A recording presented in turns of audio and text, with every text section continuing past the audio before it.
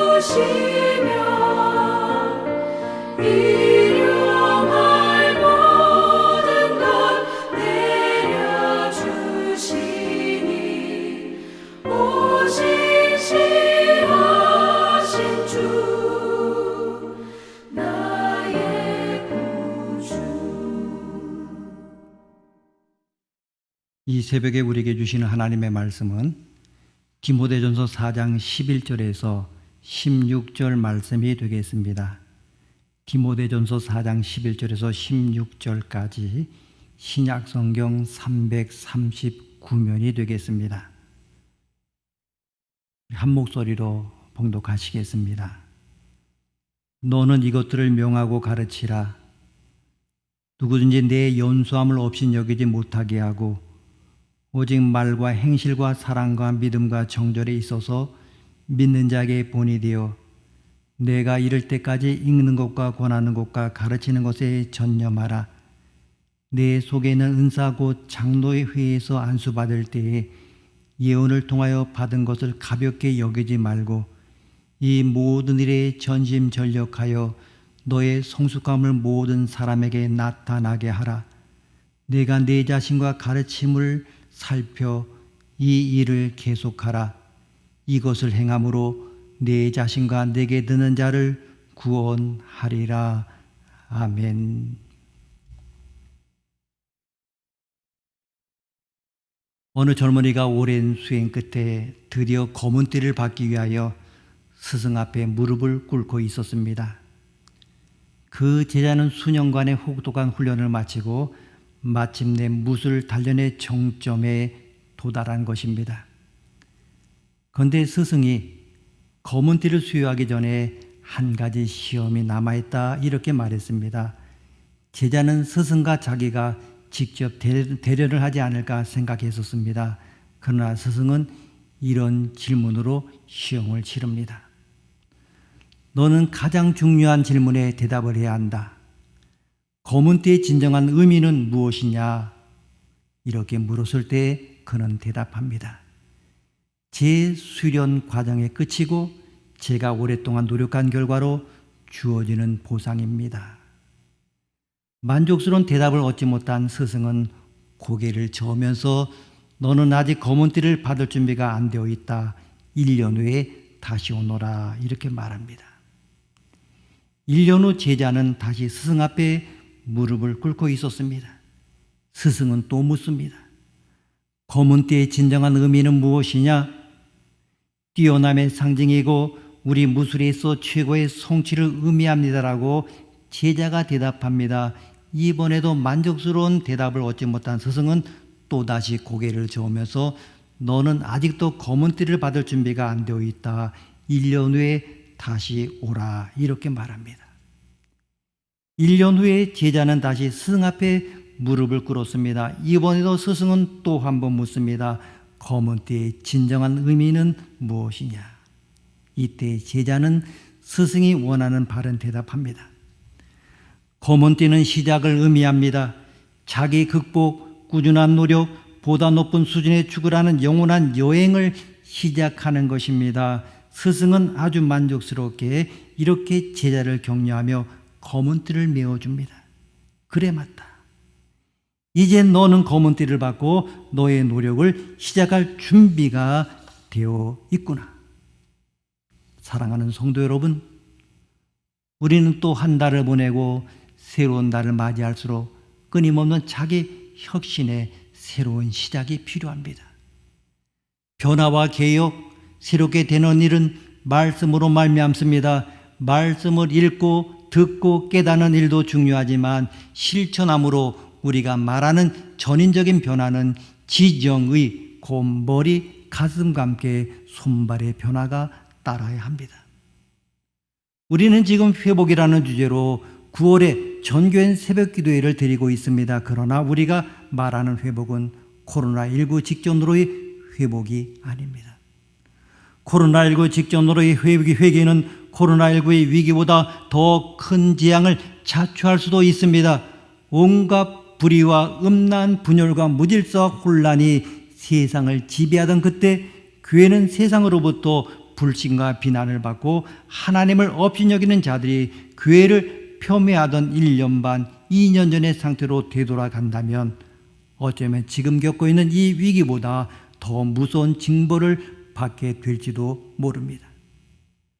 우리는 분명히 해야 합니다. 우리가 말하는 회복은 과거로의 회개가 아닙니다. 복음 안에서의 회복입니다. 예수 그리스도 안에서의 회복, 말씀 안에서의 회복입니다. 오늘 스승 바울은 디모데라는 제자에게 이 점을 멘토링하고 있습니다. 너의 진보를 모든 사람에게 보여주어라. 여기 진보라는 말은 헬라어로 프로코프토인데 운동선수 용어요. 군사 용어입니다. 선봉자가 그 어떤 장애물을 헤치고 앞으로 굳굳하게 나가는 모습을 연상시켜주고 있습니다. 계속적인 발전과 진보, 성장을 지향하는 능동적인 그러한 단어입니다. 오늘 우리는 2021년 가을로 접어들고 있습니다. 그동안 어떤 발전과 진보가 있어 온 것 같습니까? 혹시 신앙의 인격의 형숙이 정체되어 있지 않습니까? 스승 바울은 제자 디모데에게 간곡히 당부합니다. 너의 진보를 모든 사람에게 보여주어라. 그렇습니다. 우리는 계속적인 자기 발전과 성숙을 노력하고 힘써야 됩니다. 오늘 본문에서는 굉장히 힘주어 강조합니다. 자신의 발전과 진보를 위하여 전심전력하라. 우리 모두는 끊임없이 자기 혁신의 성공자가 되어야 하는 것입니다. 그러하기 위하여 먼저 인생의 기준을 높여야 합니다. 가끔 말씀드립니다마는 인생은 자기가 정한 기준이 있고 자기의 수준입니다. 그래서 우리는 끊임없는 자기 기준의 개선이 필요합니다. 소위 21세기 비전 기업가들이 외치는 슬로건처럼 어제보다 잘하기, 바로 그것을 추구해야 합니다. 예수님은 우리에게 평균 이상의 삶을 지향하라고 당부하십니다. 사실 우리가 조심해야 할 것이 하나 있습니다. 평균에 만족하는 것입니다. 평균에 머무르다 보게 되면 금세 평균 이하로 전락하고 맙니다. 좋은 것은 위대한 것의 적이라고 하는 좋은 충고가 있습니다. 월마트의 샘 월튼이 말했듯이 한때 좋은 결과를 거두었다고 해서 그것이 계속 될 수는 없는 것이다. 왜냐하면 우리 주변의 모든 것들은 항상 새로운 수준으로 향상되어 가고 있기 때문이다. 이렇게 말합니다. 이처럼 끊임없는 자기 혁신을 위해서는 새로운 수준으로의 향상이 필요합니다. 사업에서 성공하기 위해서 항상 자기 혁신의 최전선에 있어야 하는 것입니다. 21세기 성공적인 비전 기업들 끊임없는 기술 혁신과 경영 혁신에 전심전력하는 모습을 보여주고 있습니다. 소위 다음 단계로의 수준 향상을 위하여 피나는 노력을 다하는 것입니다. 그래서 예수님은 평균에 머무는 것을 싫어하십니다. 정말 우리가 평균에 머무르다 보게 되면 한순간 평균 이하로 떨어지기 때문입니다. 그는 우리가 세상의 표준에서 더 높이 올라가기를 원하십니다. 이 세상을 현재의 상태에서 하나님이 원하시는 수준으로 끌어올리는 데는 보통 이상의 사람들이 요구되기 때문입니다. 바로 예수님은 우리의 삶의 표준이 율법학자나 바리새인들보다 더 나아야 함을 강력히 요구하고 있습니다.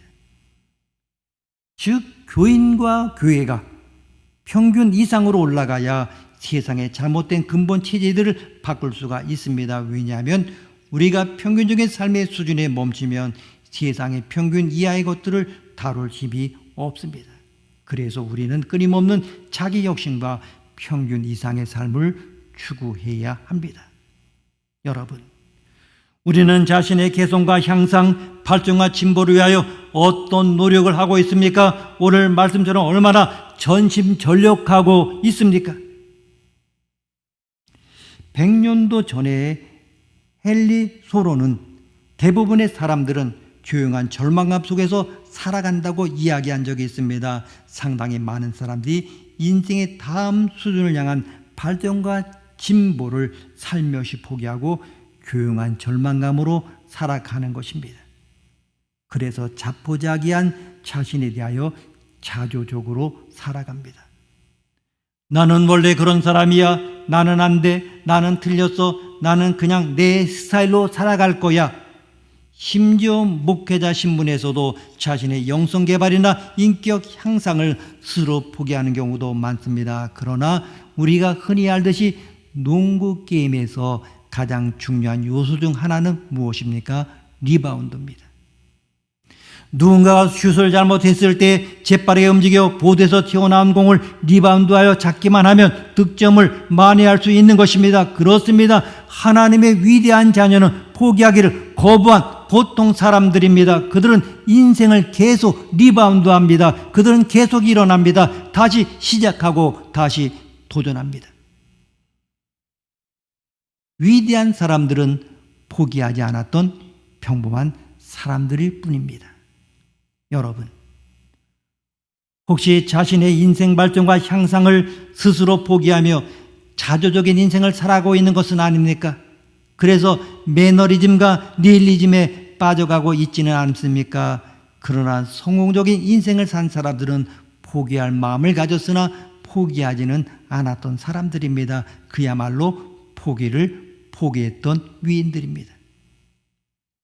이제 2021년 가을로 접어들면서 저와 여러분은 자신의 인생 수준을 더 높여보기로 결심하는 리바운드의 새 아침이 되기를 원합니다. 우리가 끊임없는 자기혁신에 성공하려면 우리 자신의 기준을 올려야 합니다. 자신의 기준을 높여서 그 이하는 만족하지 않겠다고 결심하는 것입니다. 이제 한 달을 보내고 또 새로운 달을 맞이하면서 혹시라도 자신의 헌신이나 봉사를 스스로 낮추고자 영적 퇴보를 결정하신 분이 계십니까? 정말 무엇을 안 하는 것이 최선일까요? 전혀 그렇지가 않습니다. 오히려 뒤로 물러가는 것입니다. 오히려 링컨은 자신의 발전과 향상을 이렇게 간증합니다. 나는 천천히 걸어가는 사람입니다. 그러나 뒤로 가지는 않습니다. 오늘 본문은 역설적으로 강조합니다. 자신의 발전과 진보를 위하여 전심전력하라. 전인적 성숙을 위하여 전심전력하라는 적극적인 메시지입니다. 여러분에게 무한한 가능성이 있기 때문입니다. 비록 남들보다 속도가 뒤떨어진다 할지라도 자신의 향상을 위하여 전심전력하다 보게 되면 반드시 새로운 단계로 부상하게 될 것입니다. 그래서 인생의 기준을 높이 선정하고 끊임없는 발전과 진보를 위하여 전심전력하는 것입니다. 성공적인 인생을 사는 사람들은 최선의 미래를 향하여 창조적인 생각을 품고 살아갑니다. 어떤 사람이 유명한 화가 라파엘에게 물었습니다. 선생님의 가장 훌륭한 그림은 어느 것입니까? 내 다음 작품입니다. 이처럼 창조적인 사람은 자신의 다음 단계 수준을 더 높이 정하고 살아갑니다. 우리 모두 인생과 신앙생활의 기준을 높이 정하고 끊임없는 자기 혁신을 위하여 전심전력할 수 있어야 합니다. 인격의 성숙과 함께 주일 성수, 온전한 11조, 교회 중심 생활에 최선을 다해야 하는 것입니다. 그리고 두 번째로는 새로운 변화를 시도하는 겁니다. 내가 변화되지 않는다면 우리 주변의 사람들도 변화되지 않는다는 사실을 받아들여야 됩니다. 우선 우리는 나 자신의 새로운 변화를 추구해야 합니다. 그런데 사람들은 전혀 반대로 생각하는 경향이 있습니다. 찰리 브라운의 만화에 이런 대목이 있습니다. 찰리와 루시가 담장에 기대어서 대화를 나눕니다. 루시는 꿈을 꾸듯 말합니다. 나는 세상을 변화시키고 싶다. 찰리가 묻습니다. 어디서부터 시작할 거냐? 루시가 대답하기를 너로부터 시작하고 싶다. 사람들은 자신만 빼고 모든 것을 변화시키고 싶어 합니다. 그러나 진정한 변화의 주체는 바로 자기 자신입니다. 제임스 D. 멜로라는 사람의 글에 이런 글이 있습니다. 20대에는 기도하기를 주여 이 세상을 뒤집어 엎고 변화시킬 수 있는 힘을 주옵소서 기도한다. 30대가 되면 주여 내가 만나는 사람들을 변화시킬 수 있는 힘을 주소서라고 기도한다. 40대가 되면 주여 내 가족을 변화시킬 수 있는 힘을 주소서라고 기도한다. 그러다가 50대가 되면 주여 나 자신을 변화시킬 힘을 주소서라고 기도하게 된다. 그렇습니다. 자기 혁신의 성공자가 되기 위해서는 나 자신의 새로운 변화를 위해 전심전력해야 됩니다. 변화의 대상은 세상도 아니요 내 주변 사람도 아니요 가족도 아닙니다. 바로 나 자신입니다. 그렇기 때문에 새로운 변화를 위해서는 기꺼이 값을 치르기로 작정해야 됩니다. 만약에 변화가 나에게 대가를 요구하지 않는다면 그것은 진정한 변화가 아닙니다. 미국의 기독교 지도자 존 맥스웰이 심장병으로 병원에 갔을 때 의사는 그에게 만약에 당신이 살고 싶다면 심각하게 다이어트에 신경을 써야 한다고 말했습니다. 그가 초콜릿과 피넛 버터를 끔찍하게 좋아하기 때문에 이런 것들을 포기한다고 하는 것은 엄청난 헌신을 요구하는 것이었습니다. 하지만 그는 그 대가를 치르기로 결심했습니다. 그것은 그만큼 가치 있는 일이었기 때문입니다. 여러분, 우리가 새롭게 변화받기 위해서 가져야 할 첫 믿음은 바로 지금 당장 변할 수 있다는 확신입니다. 그리고 장기적으로 지속적인 자기 혁신을 위한 두 번째 믿음은 자기 변화는 다른 누구도 아닌 스스로 책임져야 한다는 점입니다. 그래서 우리에게는 네 가지 구체적인 믿음이 필요합니다. 첫째는 바뀌어야만 한다는 신념입니다. 그냥 막연하게 바뀌었으면 좋겠다거나 바뀌어야 한다는 정도가 아니라 반드시 바뀌어야만 한다는 것입니다. 가끔 사람들이 이렇게 말합니다. 우리 부부 사이가 좀 더 좋아져야 하는데 그 정도만 생각해서는 인생이 바뀌지 않습니다. 반드시 바뀌어야만 한다고 갈망해야 합니다. 그리고 두 번째는 반드시 내가 그것을 바꾸겠다는 신념입니다. 자기 자신을 변화의 근원으로 삼아야 됩니다. 누군가가 나를 바꿔주는 것이 아닙니다. 스스로가 변화의 주체가 되어야 됩니다. 내가 나를 바꾸기로 굳게 결심하고 확정해야 됩니다. 변화 어디서부터 시작될 것인가? 여기서 지금부터 작은 것부터 나부터 시작하자. 구체적인 방법으로 행동 변화의 전문가인 안토니 로빈스는 이런 좋은 방법론을 제안합니다. 좋지 않은 행동에 대해서는 견딜 수 없을 만큼 고통과 연결시키고 내가 바뀌기를 원하는 좋은 행동에는 믿기 어려울 정도로 엄청난 즐거움을 연결시키는 것이다.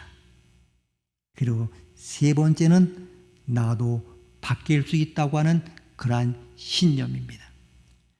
나도 얼마든지 바뀔 수 있다는 낙관적인 믿음입니다. 나의 기질과 성격이 어떠하든지 간에 나도 변화받을 수 있다는 믿음이 필요합니다. 사실 우리가 겨자씨 만한 믿음만 있다 해도 태산 같은 문제를 풀 수가 있습니다. 그리고 네 번째는 주님께서 도와주신다고 하는 확신입니다. 근본적으로 내 인생을 변화시켜 주시는 분은 주님이십니다. 진정으로 내가 변화받기를 원한다고 하면 우리 주님께서 본격적으로 도와주십니다. 성령님이 내 안에서 친히 도와주십니다. 구약시대의 야곱이 본질적으로 달라진 것, 사도 바울이 코페르니쿠스적으로 변화받은 것, 수가성 여인이 혁명적으로 바뀐 것은 오직 성령의 역사입니다. 여러분, 어느덧 또 한 해의 마지막으로 달려가고 있습니다. 여러분, 마지막으로 끝나야 합니까? 더욱 중요한 것은 끊임없는 자기 혁신입니다. 나의 삶의 기준이 향상되어 가는 것이요, 나 자신의 근본적 변화가 계속 이루어지는 것입니다. 주님은 우리가 평균 이상이 되기를 원하십니다. 지금보다 더 나아지기를 원하십니다. 날마다 새로워지기를 원하십니다. 전인적으로 근본이 새로워지기를 원하십니다. 그런데 성경은 변화받기를 염원했던 사람들은 모두 다 혁명적으로 바뀌었음을 분명히 말씀하고 있습니다. 나는 바뀌어야만 한다. 반드시 내가 바뀌고 말겠다. 나도 바뀔 수 있다. 주님이 친히 도와주신다는 확신을 갖고 나갈 때 우리 모두는 자기 혁신의 성공자가 될 것입니다. 이제 우리는 더욱더 자기 발전과 진보를 위하여 전심전력으로 새롭게 변화된 모습을 보여주는 자기 혁신적 성공자가 되기를 바랍니다. 전심전력, 마음과 정성을 다하라는 말씀입니다. 하나님의 영광을 위하여 최선을 다하면 성숙해집니다. 하나님은 성도들이 사람들 앞에서 성숙해지는 것을 기뻐하십니다. 교회의 지도자들은 자신과 가르침을 살피되 이 일을 계속해야 됩니다. 오늘 본문 마지막 16절 유진 피터스는 메시지에서 이렇게 번역했습니다. 한눈을 팔지 마십시오. 끝까지 힘을 내십시오. 그러면 그대는 물론 그대의 말을 듣는 모든 사람들도 구원을 경험하게 될 것입니다. 우리 믿음의 사람들 교회를 바라봅니다. 또한 교단이 있습니다. 총회가 있습니다.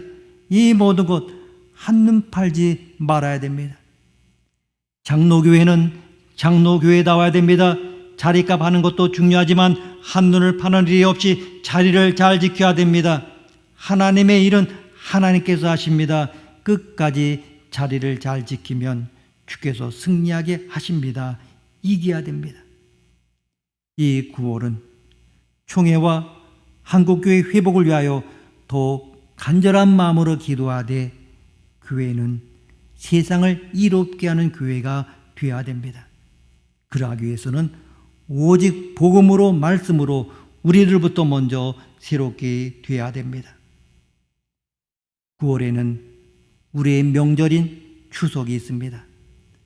바른 명절 신앙, 잃어버린 명절 신앙의 회복을 위해서도 함께 기도해야 됩니다. 명절 신앙이 무엇입니까? 제사 신앙입니다. 언제나 하나님 앞에서 예배하는 신앙이어야 합니다. 속히 코로나의 종식과 함께 온 성도들이 함께 예배하는 날이 속히 오도록 기도해야 하는 것입니다. 명절이 되면 기쁘고 즐겁고 함께 나누며 잔치합니다. 코로나19 팬데믹으로 힘들었습니다. 잔치 신앙의 회복을 위하여 우리가 기도해야 됩니다. 명절은 새로운 다짐과 결심이 있어야 됩니다. 새로운 다짐과 결심이 없다면 명절이나 절기의 의미가 없습니다. 9월의 아침을 여는 9월의 첫 번째 토요일 이 시간, 다시 한번 한국교회 명절 신앙이 회복되기를 원합니다. 한국교회의 위상이, 한국 장로교회의 위상이 회복되기를 기도하십시오. 자긍심의 회복으로 장로교다운 장로교가 되고 자리를 잘 지키는 교회가 되도록 함께 기도하기를 원합니다. 이제 5가지 기도 제목을 놓고 2, 3분 동안 우리가 통성으로 기도하기를 원합니다. 먼저 초대 한국교회 성도들처럼 성경을 사모하는 마음을 이어받게 하옵소서. 두 번째, 추석 명절이 있는 9월 가정마다 명절 신앙이 회복되게 하옵소서. 세 번째, 복음적 에큐메니칼 정신으로 다양성 속에 하나를 이루게 하옵소서. 네 번째, 장로 교인으로서의 긍지와 당당함을 회복하게 하옵소서. 다섯 번째, 제106회 총회를 성령님께서 주관하시는 성총회가 되게 하옵소서. 함께 기도하시겠습니다.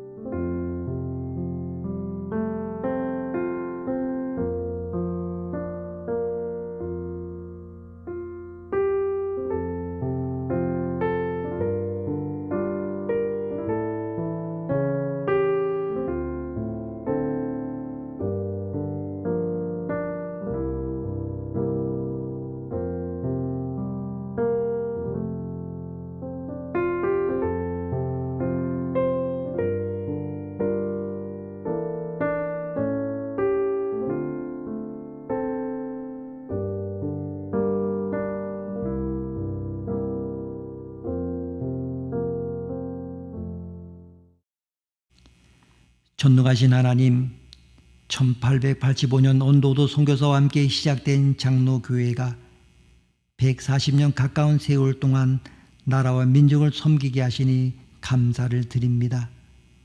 이 땅에 뿌려진 복음의 씨앗이 많은 열매를 맺어 온 세계 만방의 말씀을 전하는 국가가 되어 세계 복음화의 사명을 감당하게 하심도 감사를 드립니다. 종교개혁 시대의 칼빈처럼 한국 땅의 말씀을 사모하는 많은 이들이 하나님께 예배를 드리고 있습니다. 초대 한국교회 성도들의 말씀 사경회를 중심으로 부흥했던 것처럼 우리들도 성경을 사모하는 마음을 이어받게 하옵소서. 이 시대의 모든 그리스도인들이 날마다 성경을 읽고 말씀대로 사는 믿음의 사람들이 되게 하옵소서. 평양 대부흥 운동의 열기를 이어받아 1912년 9월 1일 조선 예수교회 장로의 총회를 세워주시니 감사합니다. 나라는 식민지가 되어도 교회는 독립했으니 하나님의 놀라운 섭리입니다. 민족의 정기를 세워주시는 은총의 역사가 참으로 신기하고 놀랍습니다. 독립된 교단이 된 감사로 창립총회에서 중국의 선교사를 파송하기로 결의한 신앙의 선배들처럼 저희들도 복음을 위하여 충성을 다하게 하옵소서. 민족 복음화를 위하여 북녘 땅 동포들 위하여 쉬지 않고 기도하는 믿음의 교회가 되게 하옵소서. 한국교회로 하여금 분열의 상처를 치유하고 하나 되어서 주님께 충성하게 하옵소서. 다양성 속의 일치를 이루는 믿음의 역사를 이루어 주옵소서. 윤리적으로 선결하며 도덕적으로 뛰어난 교인들이 되게 하여 주시옵소서. 사회 안전망을 위하여 헌신하는 교회가 되게 하옵소서. 건전한 가정을 이루는 그리스도인들이 모두 되게 하시며 무엇보다도 예배드리기에 정성을 다하는 믿음의 사람들이 되게 하여 주옵소서. 주님은 우리에게 완전한 삶을 요구하지 않으십니다. 오직 전심전력하는 최선의 삶을 원하실 뿐입니다. 우리는 변화를 원하는데 정작 바꿔야 할 장버리는 나 자신입니다. 주님, 제가 날마다 새롭게 변화되는 은혜를 주옵소서. 코로나19의 상처를 넘어서 사회적 거리두기를 넘어서 영적 친밀을 회복하는 한국 교회가 되게 하옵소서. 예수님의 이름으로 기도드립니다. 아멘. 찬송가 435장을 부르시겠습니다.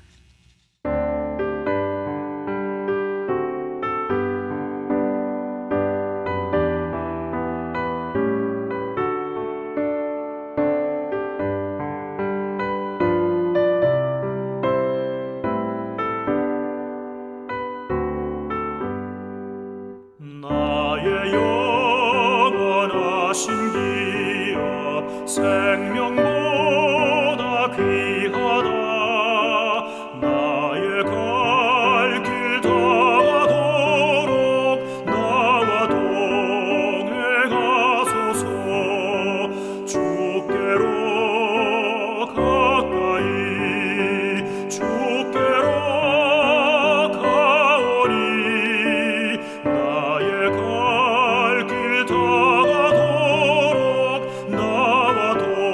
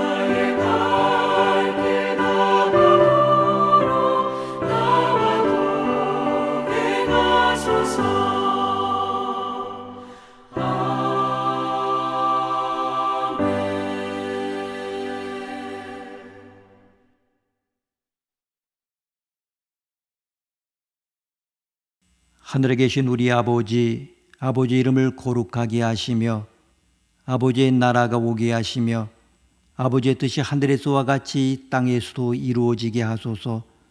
오늘 우리에게 일용할 양식을 주시고 우리가 우리에게 잘못한 사람을 용서하여 준 것 같이 우리 죄를 용서하여 주시고 우리를 시험에 빠지지 않게 하시고 악에서 구하소서. 나라와 권능과 영광이 영원히 아버지의 것입니다. 아멘.